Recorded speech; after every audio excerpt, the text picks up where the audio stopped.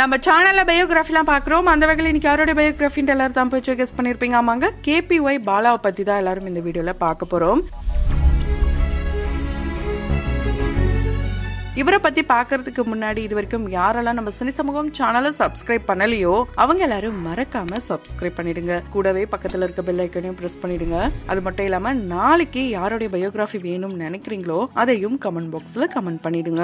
ஹர்ஷா சாயை தெரியாதவங்க யாருமே இருக்க முடியாது. அந்த அளவுக்கு உதவிக்கரத்தை அவரு நீட்டிட்டு வராரு. நார்த் சைடே கலக்கிட்டு வர ஒரு ரியல் ஹீரோ அப்படின்ற ஒரு பேரும் எடுத்திருக்காரு. நிறைய அவார்ட்ஸ் வாங்கி குவிச்சிட்டு இருக்காரு. நிறைய பேருக்கு நிறைய நல்ல உதவிகள், அதாவது ஃபீஸ் கட்ட இந்தாங்க புடிங்க, வீடு கட்ட இல்லையா இந்தாங்க வீடே நான் கட்டித்தரேன், தொழில் தொடங்க இல்லையா இந்தாங்க அமௌண்ட்டை புடிங்கன்ட்டு அவங்களுக்கு பெரிய பெரிய உதவிகளை செஞ்சுட்டு வர்றாரு ஹர்ஷா சாய். இப்போ அவரு மாதிரி இங்க அதாவது சவுத் சைட்ல பாலா செமையா கலக்கிட்டு வராரு. தமிழ் மக்கள் மனசுல மட்டும் இல்லாம ஆல் ஓவர் எல்லாருக்கும் தெரியற வகையில அவருடைய நற்பணிகள் போய் சேர்ந்துட்டு இருக்கு. ஒரு காமெடியனா தன்னுடைய கெரியரை ஸ்டார்ட் பண்ணாரு. அதுக்கப்புறம் குக்கித் கோமாளிய நம்ம எல்லாரையும் சிரிக்க வச்சாரு. அதுக்கப்புறம் ஆங்கரிங் பண்ணாரு. அவருடைய ஸ்டைலா இருக்கட்டும், அவருடைய பேசுற அந்த ஸ்லாங்கா இருக்கட்டும், அவருடைய அந்த ஸ்பான்டேனியஸான கவுண்டரா இருக்கட்டும், அவரை கவுண்டர் கிங் இல்லனா கவுண்டர் கில்லர் இப்படிலாம் கூட சொல்லலாம். அந்த அளவுக்கு சூப்பரா நல்ல கவுண்டர் அடிப்பாரு. வெட்டிக்கிளி பாலா அப்படின்ட்டு மாக்கா பாவல செல்லமா அழைக்கப்பட்டு அது எப்படி எல்லாருக்கும் தெரிய வந்ததோ அதே மாதிரி இப்போ ரியல் ஹீரோ KPY பாலா அப்படின்னு சொன்னா கண்டிப்பா தெரியும். அந்த அளவுக்கு தான் எல்லாருக்குமே ஹெல்ப் பண்ணிட்டு இருக்காரு. அவருடைய உதவிகளையே தனியா பட்டியலிடலாம். அதுக்கான ஒரு வீடியோ கூட இதை சொல்லலாம். அது மட்டும் இல்லாம அவரை தாக்குன ஒரு முக்கியமான சம்பவமா இருக்கட்டும், அவருடைய லவ் ஸ்டோரி, அவரு கடந்து வந்த பாதை, இது போல நிறைய விஷயங்களை தான் இந்த வீடியோல நம்ம பார்க்க போறோம். அரசாங்கமே செய்ய நினைக்க செய்ய முடியாத விஷயங்களை இவரு செஞ்சு முடிச்சிருக்காரு. அதுக்கு உதாரணம் 10 ஆம்புலன்ஸ் இவர் வாங்கி கொடுக்கணும்னு ஆசைப்பட்டிருக்காரு. கொரோனா டைம்ல ஏற்பட்ட ஒரு சம்பவம் தான் அதுக்கான முன்னுதாரணமா இருந்திருக்கு. அதனால இதுவரைக்கும் 4 ஆம்புலன்ஸ் இவரு வாங்கி கொடுத்திருக்காரு. அந்த ஆம்புலன்ஸ் டிரைவர் கூட எல்லாம் இவரு உட்கார்ந்து சாப்பிட்டிருக்காரு. அப்படி சாப்பிடும் போதுதான் சார் உங்களுக்கு மட்டும் எப்படி இந்த மாதிரி ஒரு ஐடியா தோணுதுன்னு கேட்டப்போ எனக்குலாம் ஒரு வேளை சாப்பாடு கிடைக்கிறதே பெருசா இருந்தது. 3 வேளை சாப்பாடு இப்ப நல்லாவே கிடைக்குது. அதே மாதிரி என்னுடைய பணத்துல நான் ட்ரெஸ் வாங்கி போடணும் அப்படின்னு ஆசைப்பட்டேன். இப்போ அதுவும் நல்லா கிடைக்குது. எனக்கு இது போதுமானதா இருக்கு. இதை வச்சு மத்தவங்களுக்கு நான் ஹெல்ப் பண்ணணும்னு நினைக்க வச்ச சம்பவமே ஒன்னு இருக்கு. KPY 5ல ஒரு ஆடிஷன் அட்டென்ட் பண்ணிருக்காரு. ஆனா அவரு செலக்ட் ஆகல. KPY 6க்கும் அவரு ட்ரை பண்ணிருக்காரு. ட்ரை பண்ணும் போது அப்படியே செகண்ட் ரவுண்ட்லயே எலிமினேட் ஆக வேண்டிய சூழ்நிலை ஏற்பட்ட போது விஜே பிரியங்கா கொடுத்த அந்த ஒரு சான்ஸ் தான் இப்ப இவரு பல பேருக்கும் கொடுத்துட்டு வராரு.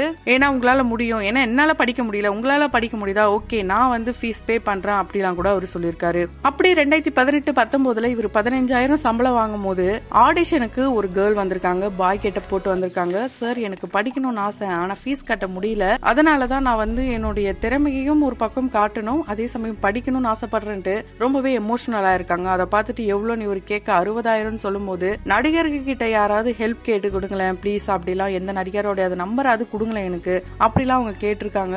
ஆனா எனக்கு அவ்வளவு பெரிய ஆட்கள்லாம் யாரும் தெரியாதேமா அப்படின்ட்டு இவர் சொன்னதும் எவ்வளவு ஃபீஸ்ன்னு கேட்டதும் அந்த அமௌண்ட்டை நானே உங்களுக்கு தரேன்ட்டு நிறைய கஷ்டப்பட்டு அந்த அமௌண்ட்டை இவரே கொடுத்திருக்காரு. அந்த பெரிய உதவி இவருக்கு ரொம்ப பெரிய தாக்கத்தை ஏற்படுத்திருக்கு. அதை தொடர்ந்து ஒரு ஆர்ஃபனேஜ்ல ஒரு ட்ரஸ்ட் பாக்குறாரு. நைட்டு சாப்பாட்டுக்கு காசு இல்லாம இருந்திருக்கு. ஒரு நாள் இவர் டொனேட் பண்ணிருக்காரு. திரும்ப இவர்கிட்ட கேட்க முடியாதுன்ட்டு 2 நாள் பட்னியாவே இருந்திருக்காங்க அந்த ட்ரஸ்ட்ல இருந்தவங்க. இது ஒரு நாள் இவருக்கு தெரிய வருது. தெரிய வந்ததுக்கு அப்புறம் ஏன் இப்படி சாப்பிடாம இருக்காங்க அப்படின்னு கேட்டப்போ, சார் ஒரு நாள் நீங்க ஹெல்ப் பண்ணீங்க, நிறைய பேர்கிட்ட நாங்க உதவிகள் கேட்கிறோம், ஆனா அவங்க பண்ண மாட்டாங்க, இதையே நீங்க முன்னாடியே சொல்லலன்ட்டு பாலாவும் கேட்க, உங்களை எப்படி சார் நாங்க தொந்தரவு பண்றதுன்னு சொன்னதும், அட நீங்க வேற, ஒருவேளை சாப்பாடு இல்லாம நான் இருந்தேன், இப்போ நான் பல பேருக்கும் சாப்பாடு போடணும்னு ஆசைப்படுறேன், அது உங்களால எனக்கு நடக்க போகுது அப்படின்னு சொல்லி பாலாவே சொல்லியிருக்காரு. சொல்லி அங்க இருந்த எல்லாருக்குமே அவர் ஒரே நைட்ல சாப்பாடு அரேஞ்ச் பண்ணி கொடுத்திருக்காரு. தொடர்ந்து இப்ப வரைக்கும் அங்க இருக்கிறவங்கள அவர் தான் பாத்துக்கிறாரு. கிட்டத்தட்ட 25 பசங்களை இவர் தத்தெடுத்து வளர்த்துட்டு இருக்காரு. இந்த விஷயத்த லாரன்ஸ் மாஸ்டரே ருத்ரனுடைய இசை வெளியீட்டு விழாவில சொல்லியிருப்பாரு. அவர் என்ன சொல்லியிருப்பாருன்னா, நான் சம்பாதிக்கிறேன், நான் எவ்வளவு கஷ்டப்பட்டு இந்த நிலைமைக்கு வந்தேன்றது எனக்கு தெரியும், அப்பல இருந்தே நான் உதவி பண்ணிட்டு தான் இருக்கேன், ஆனா இந்த தம்பிக்கு வர அமௌண்ட் வச்சு இவர் எப்படி குடும்பத்தையும் பாத்துக்கிறாரு, இப்படியும் என்ன நல்ல உதவிகள் பண்றாரு, ரொம்ப சந்தோஷமா இருக்கு.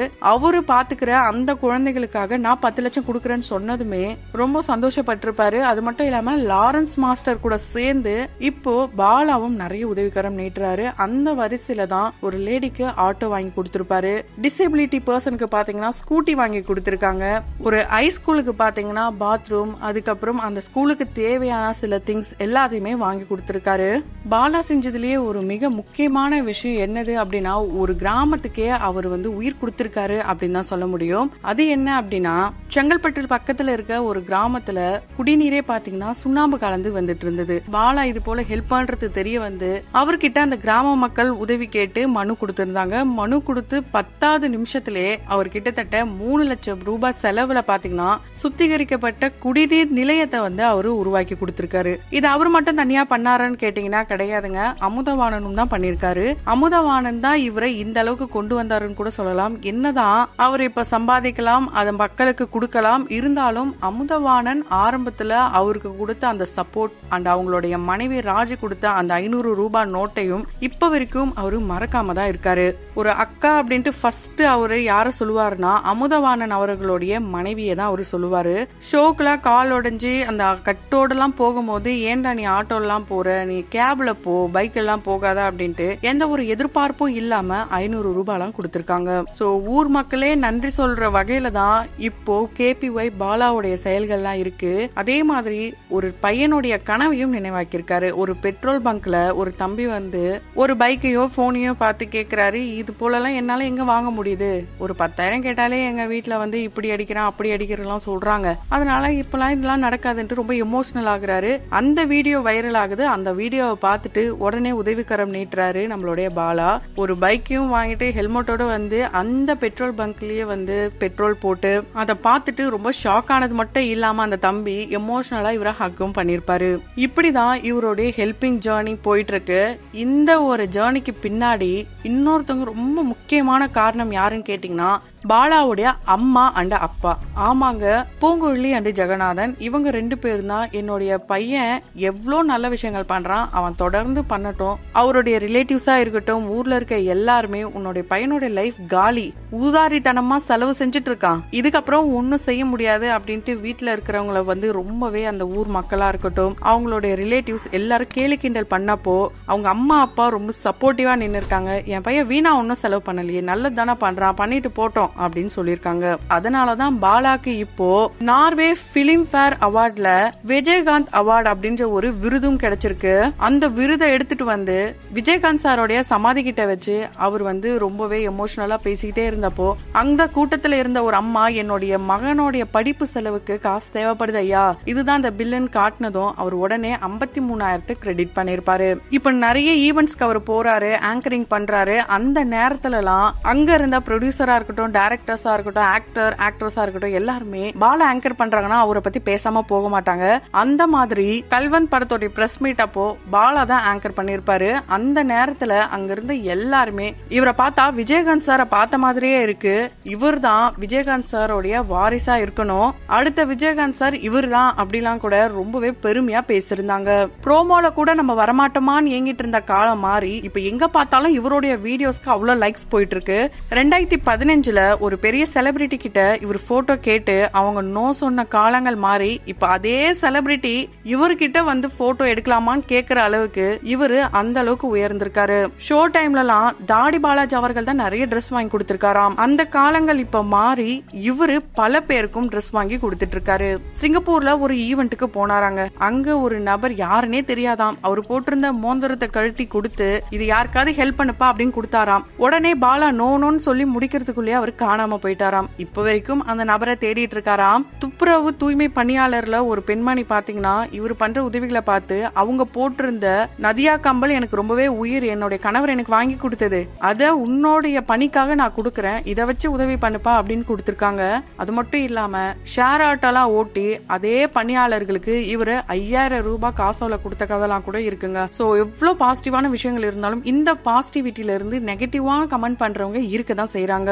அந்த நெகட்டிவா கமெண்ட் பண்றவங்களுக்கு இவர் என்ன சொல்றாருன்னா, காசு கொடுத்து யாரோ உங்களை என்ன திட்ட சொல்றாங்க, அந்த காசை எனக்கு கொடுங்க, நானே என்ன திட்டிக்கிறேன், அந்த காசை வச்சு நான் வந்து நிறைய பேருக்கு ஹெல்ப் பண்ணுவல அப்படின்னு சொல்லியிருக்காருங்க. ரொம்பவே அதிகம் பாசிட்டிவா எடுத்துட்டு போற மனுஷன்லாம் பாக்குறதே ரொம்ப கஷ்டம் தான். இவ்வளவு நல்ல மனுஷனா இருக்காரு, இவருக்கு இன்னும் காதல் கல்யாணம் எதுவுமே செட் ஆகலையாப்பா அப்படின்னு கேட்டா 8 பெண்கள் மேல இவருக்கு காதல் வந்ததாம். அந்த 8 பெண்களையும் இவர் ஒன் சைடா தான் காதலிச்சாராம். கடைசி வரைக்கும் அந்த காதல் கை கூடவே இல்லையாங்க. சின்ன வயசுல ரொம்பவே ஒரு எமோஷனலான லவ் ஸ்டோரியும் இருந்திருக்கு. அதெல்லாம் நினைக்கும் போது கண்ணீர் கதைகளா தான் இருக்குமாம். ரித்திகாவும் இவரும் சேர்ந்து காமெடி ராஜா கலக்கல் ராணி இந்த ஷோலாம் பண்ணிருப்பாங்க. இந்த ஷோ பண்ணும்போது 2 பேரும் ஜோடி சூப்பரா இருக்கு, மேரேஜ் பண்ணிக்கோங்க, ஏன்னா குக் வித் கோமாளிலும் 2 பேரும் பேர்லாம் பண்ணிருப்பாங்க. இதெல்லாம் பார்த்துட்டு இவங்க 2 பேரும் சேருவாங்கன்னு பார்த்தா கடைசியில அவர் இதுக்கான விளக்கம் என்ன கொடுத்துருப்பாருன்னா, அவங்களே எனக்கு ரொம்ப பிடிக்கும், பெஸ்ட் ஃப்ரெண்ட், அவங்களுக்கு ஒண்ணுன்னா நான் கண்டிப்பா இருப்பேன் அப்படின்னு சொல்லியிருப்பாரு. இப்போ இவரு காதலிக்கவும் தயாரா இருக்காராம். அதுக்கு இவர் சொல்ற 2 விஷயம் என்னன்னா, ஒன்னு உண்மை, இன்னொன்னு நேர்மை. இது 2 இருந்தா போதுமா, கீ கொடுத்த பொம்மை மாதிரி ரொம்ப சந்தோஷமா வாழ்க்கையை இவர் ரொம்ப நல்லாவே ரன் பண்ணுவாராம். சிரிக்க வைக்கிறது தான் என்னுடைய லட்சியம், கண்டிப்பா நான் தொடர்ந்து சிரிக்க வச்சுக்கிட்டே இருப்பேன். அதே மாதிரி ஃபியூச்சர்ல இவருடைய ட்ரீம் என்னன்னு பாத்தீங்கன்னா, இவங்க அம்மா ஆசைப்பட்ட மாதிரி இவரால டாக்டர் ஆக முடியலன்னா கூட இவரு ஒரு ஹாஸ்பிட்டல் கட்டி இவரு படிக்க வச்சுட்டு வர ஒரு சிவில் இன்ஜினியரை பிளான் போட வச்சு அந்த ஹாஸ்பிட்டலை கட்டி முடிக்கணுமா. அதுல இவர் படிக்க வச்ச நிறைய குழந்தைகள் டாக்டரா போய் உட்காரணுமாங்க, இலவச மருத்துவத்தை பார்க்கணுமா. சோ இவருக்கு கூடிய சீக்கிரம் திருமணம் ஆகணும், இவருக்கும் காதல்லாம் வந்து கை கூடணும் அப்படின்ட்டு பல பேரும் ஆசைப்படுறாங்க. இவரே தான் ஆசைப்படுறாரு. யுவன் சங்கர் ராஜா அவர்களோட இசைனா ரொம்ப ரொம்ப பிடிக்குமாங்க. யாரடி நீ மோகினி இந்த படத்துல வர பிஜிஎம் கேட்கும் போது அப்படியே மனசுக்குள்ள ஒரு பட்டாம்பூச்சி பறக்குமாங்க. அந்த பட்டாம்பூச்சி கூடிய சீக்கிரம் இவருடைய காதல் மனைவியை பார்த்தும் பறக்கணும் அப்படின்ட்டு நம்மளுடைய சினி சமூகத்தின் வாயிலாகவும் வாழ்த்துக்களை தெரிவித்துக் கொள்ளலாம். அதே மாதிரி இவருடைய பணிகளும் தொடரட்டும். அந்த காலத்துல எல்லாம் 10வது மட்டுமே படிச்சு நாட்டை நல்ல முறையில ஆண்டாங்க அப்படின்ற பேரும் புகழும் பல பேரை சேர்ந்திருக்கு. அதே மாதிரி இவரு 12th வரைக்கும் படிச்சு நாட்டை ஆள்றதுக்கு படிப்புலாம் தேவையில்ல, நல்ல மனசு இருந்தா போதும், அதே மாதிரி அரசியல்லாம் தேவையில்ல, ஆர்வம் இருந்தா போதும்ட்டு இவருடைய ஆர்வமான இந்த பணிகள் தொடரணும். நற்பணிகள் செய்ய ஆர்வம் இருந்தா போதும், அரசியல்ல இருக்கணும்னு அவசியம் இல்லைன்றத ப்ரூவ் பண்ணிருக்காரு KPY பாலா. சோ பாலாவை உங்களுக்கு எந்த அளவுக்கு பிடிக்கும், உங்களுடைய கருத்துக்கள் என்னன்றத கமெண்ட் பாக்ஸ்ல கமெண்ட் பண்ணுங்க. தொடர்ந்து பயோகிராஃபிலாம் பார்த்து என்ஜாய் பண்ணணும் நினைச்சீங்கன்னா உடனே நம்ம சினி சமூகம் சேனலை சப்ஸ்கிரைப் பண்ணிட்டு பக்கத்துல இருக்க பெல் ஐக்கானையும் பிரஸ் பண்ணிடுங்க.